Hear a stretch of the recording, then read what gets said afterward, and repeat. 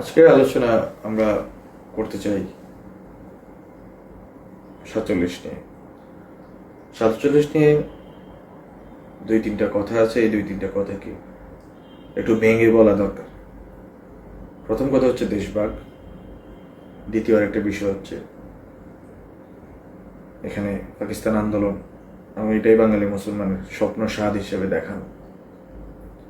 আর তৃতীয় বিষয় হচ্ছে পাকিস্তান আন্দোলন 47 এবং 71-এর সাথে কোনটা বড় কোনটা ছোট, এই অহেতুক তর্ক।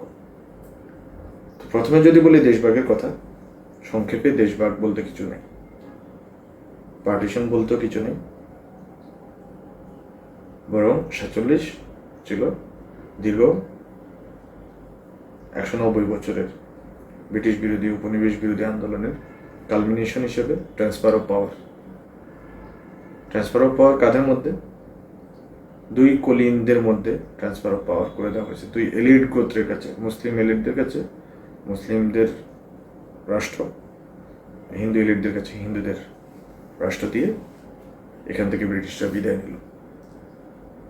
যদি আমরা আসলেই 47 নিয়ে কোনো কথা বলতে চাই, আমাদেরকে আগে বুঝতে হবে এই ইভেন্টটা কোনোভাবেই দেশভাগ ছিল না, পার্টিশন ছিল না, এটা ছিল ট্রান্সফার অফ পাওয়ার, ক্ষমতা হস্তান্তর।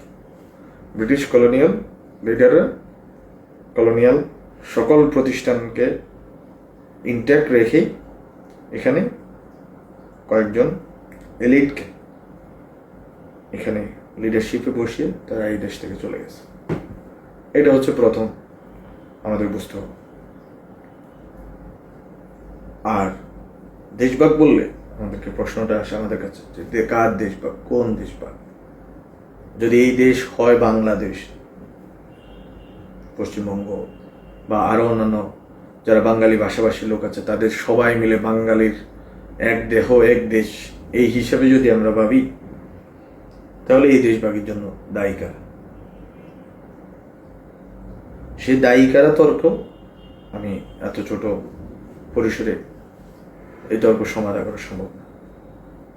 কিন্তু আজকে পশ্চিমবঙ্গে শ্যামাপ্রসাদকে নিয়ে যে উল্লাস তৈরি হচ্ছে যে উনি পশ্চিমবঙ্গকে ভারতের সাথে যুক্ত করছেন, এই জন্য ওনাকে সম্মান দেওয়া হচ্ছে, মর্যাদা দেওয়া হচ্ছে, ওনাকে নিয়ে উৎসাহ প্রকাশ করা হচ্ছে, সেটাই এক মোটা দাগে চক্ষুষ্মানদের জন্য একটা প্রমাণ যে দেশটা ভাগ যদি হয়ে থাকে, যদি দেশটা থেকে থাকে, তাহলে ভাগ করলো কারা? 1905 থেকে 11 এবং 1947, 1905 থেকে 11 যে দেশভাগ, ওই সময়ের দেশভাগ, কোট আনকোট দেশভাগ, আর আজকে এর পরবর্তী 47-এর দেশভাগ, এর মধ্যে দুই কুলিং বা দুই গ্রুপ অফ মুসলিম অ্যান্ড দুই গ্রুপ অফ কমিউনিটি কেন আলাদা হয়ে গেল? যারা 5 থেকে 11-তে এই দেশকে একসাথে রাখতে চাইছিল, ঢাকা থেকে রাজধানী কলকাতা নিয়ে যেতে চাইছিল, আবার ঢাকাকে দাঁড়াইতে দিতে চায়নি, ঢাকায় বিশ্ববিদ্যালয় হোক, এটা যাদের অনাকাঙ্ক্ষিত ছিল, ঢাকায় বিশ্ববিদ্যালয় হওয়াটাকে তারা যারা মনে করেছিলেন দেশভাগ, যে সাময়িক পত্রগুলোতে যারা এই লেখালেখি করতেন কলকাতায় বসে, এই সেম লোকেরা উইদিন 35 ইয়ার্স বা 6 ইয়ার্স কেন বলতে গেলেন যে না, আমরা দেশটা ভাগ চাই? এই প্রশ্ন আমি রেখে দিই, এটা অফেন ইন্ডিক কোয়েশ্চেন। জয়া চ্যাটার্জির লেখা আছে, শ্যামাপ্রসাদের হিন্দুস্তান পত্রিকা, যদি কারো সুযোগ হয় আপনারা দেখতে পারেন, সাপ্তাহিক পত্রিকা, সেটা পড়তে পারেন। আরো অনেক লিটারেচার আছে। আর এই অঞ্চলে যারা মুসলিম লিডার ছিলেন, জিন্না নয়, জিন্নারা বাদে এবং নবাব, নাইট নবাব বাদে, এই খাজা ফ্যামিলি যারা ছিলেন, নবাব ফ্যামিলির যারা ছিলেন, তারা বাদে, তাদের একটা বড় অন্বেষা ছিল যে এই অঞ্চলে বাংলাকে একসাথে রাখার, পাকিস্তান অথবা ইন্ডিয়া কোনো রাষ্ট্রে যোগ না দেওয়ার।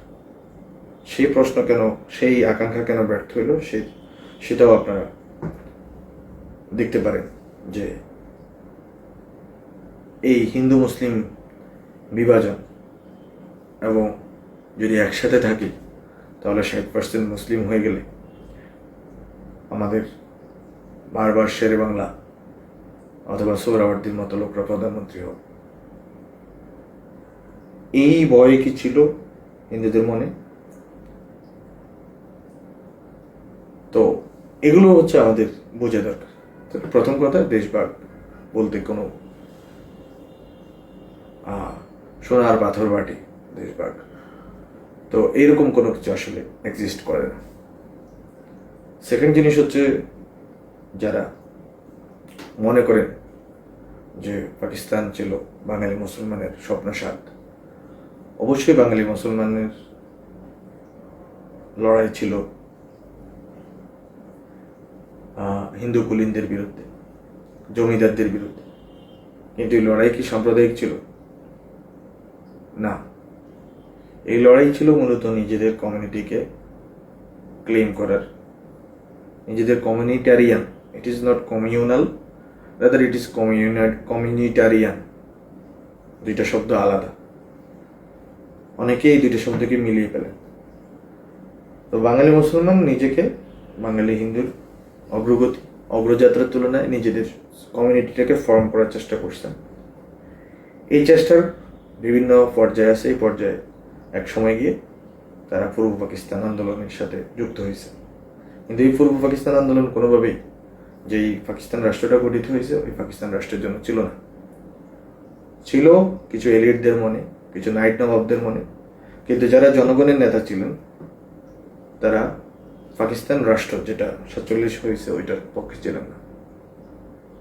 তারা মূলত এই অঞ্চলে বাঙালিদের আলাদা রাষ্ট্র, বাঙালি মুসলমান যেখানে থ্রাইভ করতে পারবে, যেখানে দাঁড়াইতে পারবে, তার সোশ্যাল মোবিলিটি যেখানে নিশ্চিত হবে, ইকোনমিক ইমানসিপেশন যেখানে নিশ্চিত হবে, এবং তার ভাষা সংস্কৃতি যেখানে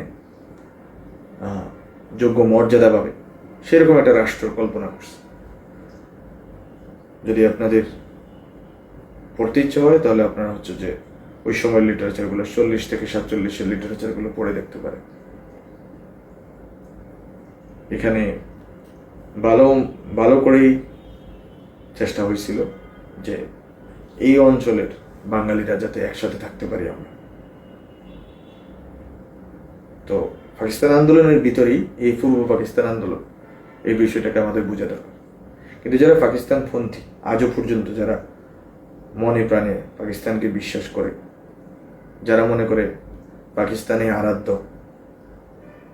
যারা মনে করে যে পাকিস্তানকে ভেঙে ফেলার ষড়যন্ত্রে ভারত বাংলাদেশ রাষ্ট্রের জন্ম দিছে, যেটা আসলে ভারতের যুক্তি, তারা আসলে পাকিস্তানকে একটা আলটিমেট গোল হিসেবে দেখানোর চেষ্টা করে এখন, এবং এই ক্ষেত্রে তারা 47-কে ব্যবহার করার চেষ্টা করে।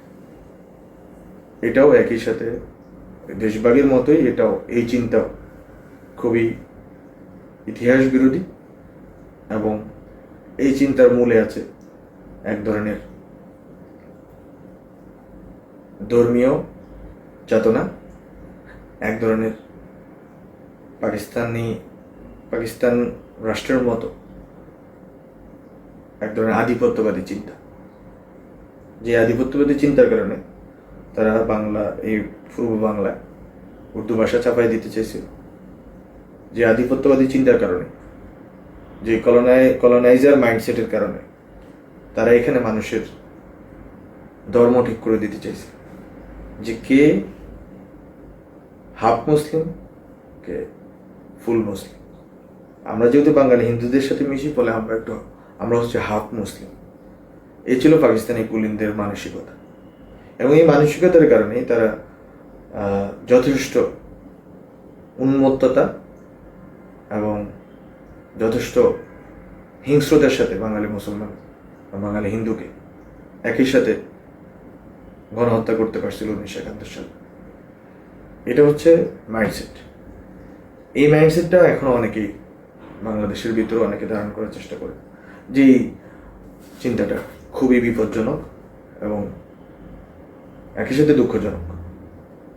বরং আমাদের যে লড়াইটা বাঙালি মুসলমান হিসাবে যদি বলি, অথবা বাঙালি হিসাবে যদি বলি, আমাদের লড়াইটা কিন্তু এরকম পাকিস্তান রাষ্ট্রের জন্য ছিল না যে পাকিস্তান রাষ্ট্রই আমাদের আরাধ্য। 40 সালের পাকিস্তান রাষ্ট্র করার যে লাহোর প্রস্তাব, এর আগেও কিন্তু আমরা লড়াইগুলো করছি। হিন্দু জমিদারদের বিরুদ্ধে লড়াই করছি, ব্রিটিশ উপনিবেশের বিরুদ্ধে লড়াই করছি। ও লড়াইয়ের মুখ্য ছিল আমাদের এই 3টা জায়গা, যে আমরা অর্থনৈতিক মুক্তি পাবো, বাঙালি ভাষা সংস্কৃতি আমরা জীবিত রাখতে পারবো, সেখানে কতটা মুসলমানি কতটা হিন্দুয়ানি সেই তর্ক আমরা নিজেদের মধ্যে সমাধান করব। সেই সমাধান কোনোভাবেই অন্য কেউ এসে আমাদেরকে ইসলাম শিখাবে না। কতটুকু হিন্দুয়ানি আমরা হয়ে গেছি, কতটুকু আমরা হাফ হিন্দু হাফ মুসলিম, সেটা বাইরের লোক এসে শিখাবে না। আমরা নিজেরা বসে বাঙালি হিন্দু বাঙালি মুসলমান এই বোঝাপড়া করব। কিন্তু সেই স্বপ্ন প্রথমে ধূলিসাৎ হইল যখন শ্যামাপ্রসাদ বা অন্য হিন্দুত্ববাদী নেতৃত্ব বাংলাকে ভাগ করে ফেলল এবং তারা ভারত ইন্ডিয়ান ইউনিয়ন যেটাকে বলে সেখানে যুক্ত হইলেন। ফলে এখানে আমরা যারা পড়েছিলাম তাদের জন্য লড়াইটা কিন্তু সেম রয়ে গেল। সে লড়াইয়ের একটা বড় অগ্রগতি আজকের দিনে হয়েছিল, সেটা হচ্ছে 16ই মে আমরা জমিদারদের জোয়াল থেকে মুক্ত হয়েছিলাম, জমিদারদের নিপীড়ন থেকে মুক্ত হয়েছিলাম। সেটা অবশ্যই সেটার কৃতিত্ব পাকিস্তান পূর্ব পাকিস্তান আন্দোলনের, অবশ্যই সেটার কৃতিত্ব এই অঞ্চলে যারা ওই সময় লিডারশিপে ছিলেন তাদের। হিস্ট্রি যা ডিও তাকে তা দিতে হবে। তো ওনারা এই কাজটা করতে পারছেন, যে কাজটা পশ্চিমবঙ্গে করতে অনেক সময় লেগে গেছে, যে কাজটা পাকিস্তানে এখনো পুরোদমে আমাদের মতো করা সম্ভব হয়নি। কিন্তু বাংলাদেশে 1950 সালের আজকের দিন 16ই মেতে এই কাজটা করা সম্ভব হয়েছে। জমিদার প্রথা বিলোপ, জমিদারির কাঠামোকে উচ্ছেদ করা, সেটা একটা big leaf towards social mobility, economic emancipation. এবং এর সূত্রেই কিন্তু আজকের বাংলাদেশের জনগণের কাছে টাকা আসছে, প্রতিষ্ঠান আসছে, স্কুল কলেজ হয়েছে, এক ধরনের উন্নতি আজকে আমরা দেখতে পাচ্ছি। সেই ধারাবাহিকতায় যখন পাকিস্তান রাষ্ট্রটা কলোনাইজার হিসাবে আবির্ভূত হয়েছে, ইন্টারনাল একটা কলোনিয়ালিজমের ভিতরে আমাদেরকে আবদ্ধ করে রাখছে, আমাদের উপরে একই দেশের মানুষ হয়েও আমাদের উপরে নিপীড়ন চালাইছে, সেই সময়টাতে আসলে আমাদের রুখে দাঁড়াইতে হয়েছে। আমাদের যে 3টা question, economic emancipation, social mobility, social and political upward mobility, এবং বাঙালির ভাষা সংস্কৃতি সভ্যতা, এই প্রশ্নটা ডিল করার জন্য ওই সময় রাজনৈতিক দলগুলো মুক্তিযুদ্ধের মাধ্যমে বাংলাদেশকে মুক্ত করছে। ফলে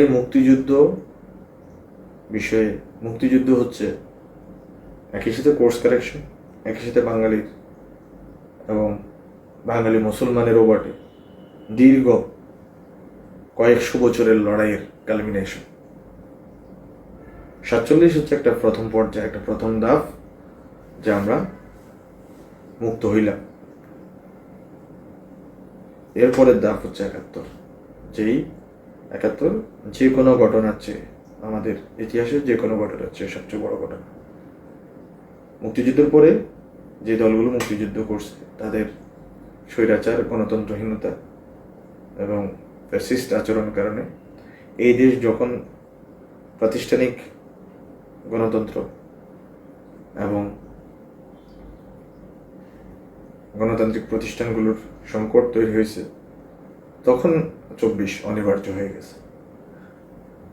ফলে 71 পরবর্তী যেই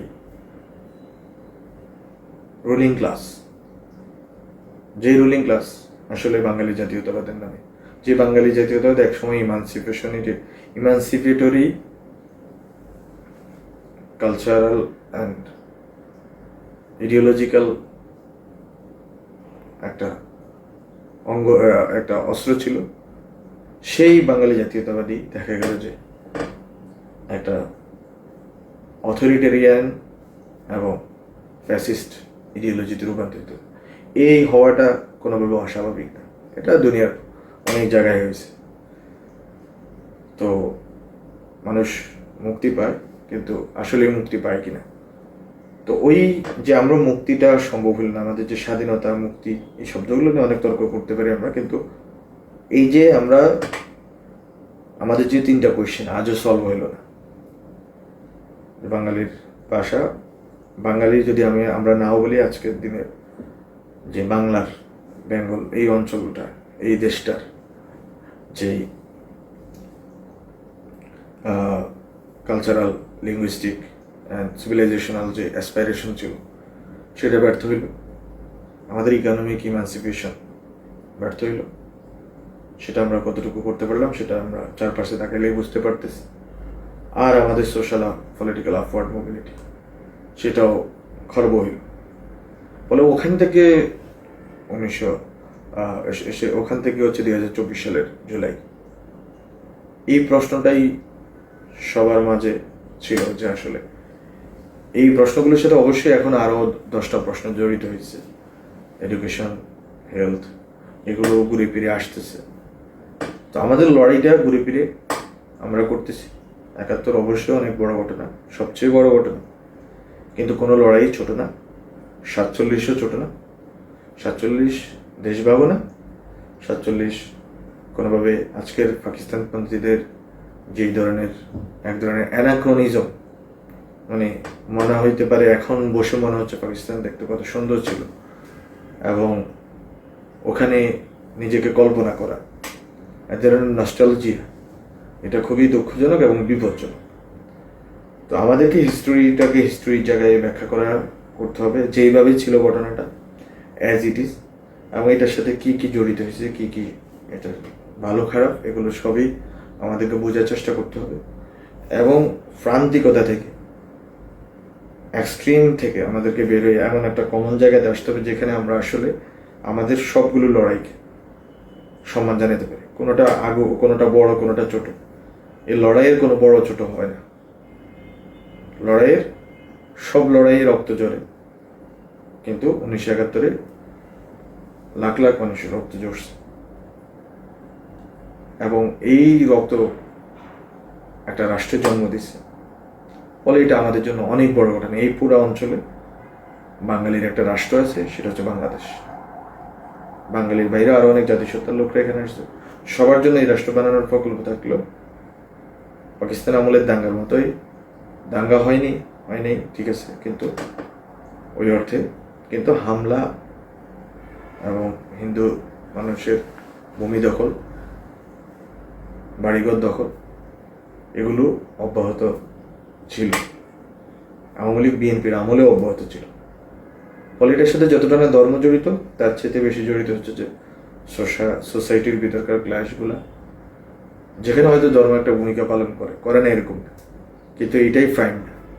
আমাদের মধ্যে যারা আসলে ধর্মকে আঘাত করতে চায়, তারা আসলে ধর্মকে এখানে টেনে আনে যে ধর্মের কারণে এই জমি দখলগুলো হচ্ছে। কিন্তু যে জমি দখল করতেছে, যে আওয়ামী লীগ বিএনপির নেতা বা অন্য কোনো দলের নেতা, জামাতের নেতা হতে পারে বা অন্য কোনো দলের নেতা, তারা কিন্তু কেউই যে ধর্মকে বিশ্বাস করে হিন্দুর উপর নির্ভর করতেছে, এটা কতটুকু বাস্তব। তো আমরা যদি সমস্যাটাকে আমাদের নিজেদের পলিটিক্যাল বেস্টের ইন্টারেস্টের জায়গা থেকে না দেখে, যে সমাধানের জায়গা থেকে দেখি যে আমরা আসলে এই অঞ্চলে হিন্দু মুসলমান মিলনের জায়গাটা, সংহতির জায়গাটা, ঐক্যবদ্ধ হওয়ার জায়গাটা, একটা জাতিগোষ্ঠী হিসেবে বেড়ে ওঠার জায়গাটা কিভাবে অন্বেষণ করব, কিভাবে দেখব, সেটা না দেখে যদি আমরা হচ্ছে 47কে নিচক একটা পাকিস্তান নিয়ে নস্টালজিয়া প্রজেক্ট বানিয়ে ফেলি, অথবা 71কে বানিয়ে ফেলে হচ্ছে যে ইসলাম বিরোধী একটা যুদ্ধ, ইসলামের বিরুদ্ধে, মুসলমানের বিরুদ্ধে একটা যুদ্ধ, অথবা যদি আমরা 24কে বানিয়ে ফেলি যে এটা হচ্ছে মূলত রিইনকারনেশন অফ পাকিস্তান অন্টোলজি, অথবা পাকিস্তান মানে আমি 71-এর পরাজয়ের প্রতিশোধ নিলাম, এইটা কখনো হয় না। বরং 47 যারা করছে তাদের অধিকাংশই অধিকাংশই একাত্তরেও অ্যাক্টিভ ছিলেন, একাত্তরে লিডারশিপ নিয়েছে। একাত্তরে যে প্রজন্ম, যাদের মধ্যে বুদ্ধি একটু হইলেও অবশিষ্ট ছিল, বিবেক বলতে কিছু ছিল, যারা আওয়ামী লীগের আওয়ামী লীগের ফেসিবাদ একটা ধর্মতত্ত্বের রূপ নিয়েছে। এই ধর্মতত্ত্বে যারা বিশ্বাসী ছিল, কিন্তু যারা একাত্তরকে ধারণ করেন এবং মনে করেন যে এই দেশের স্বাধীনতা একটা বড় ঘটনা, এবং এই দেশের স্বাধীনতার সাথে যুক্ত আমাদের শক্তিশালী রাজনৈতিক প্রতিষ্ঠান, গণতান্ত্রিক প্রতিষ্ঠান। আমাদের দরকার সংস্কার, আমাদের দরকার হচ্ছে যে সকল লুটপাট, গুম খুনের বিচার। এই মানুষগুলো কিন্তু আমাদের সাথে ছিল। কিন্তু আজকে জুলাইকে যেভাবে একটা নির্দিষ্ট ইডিওলজির চকে ফেলে যেভাবে বন্দি করার চেষ্টা করা হচ্ছে, সেই কারণে দেখা যাচ্ছে যে এটাকে 24 বনাম 71 এই জায়গায় নিয়ে যাওয়া হচ্ছে। যেরকম অনেকেই 71-এর পরে এসে অনেকের লেখা কলাম ধরে কলাম লিখেছিলেন কিরকম, যে দ্বিজাতি তত্ত্বের অবসান হইল।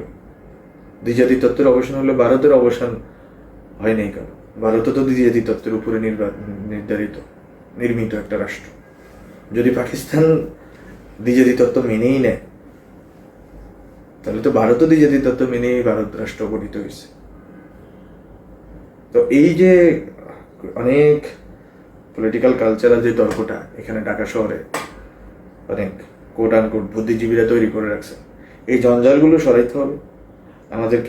আমাদের সুযোগ আসছে দ্বিধাহীন বহীন চিত্তে আমাদেরকে হিস্টোরিক্যাল রিয়েলিটিগুলোকে অ্যাজ হিস্টোরিক্যাল রিয়েলিটি হিসেবে পাঠ করার, এবং ওখান থেকে আমাদের শেখার যে আমরা কোথায় ভুল করলাম, এবং আমাদের সামনের পথ চলাতে কোন জঞ্জালগুলো সরিয়ে আমাদেরকে একটা শক্তিশালী রাষ্ট্র হিসেবে দাঁড়ানোর জন্য, শক্তিশালী রাজনৈতিক জনগোষ্ঠী হিসেবে দাঁড়ানোর জন্য আমাদের কি কি লাগবে, সেটা বোধহয় আমাদের এখন দেখা দরকার।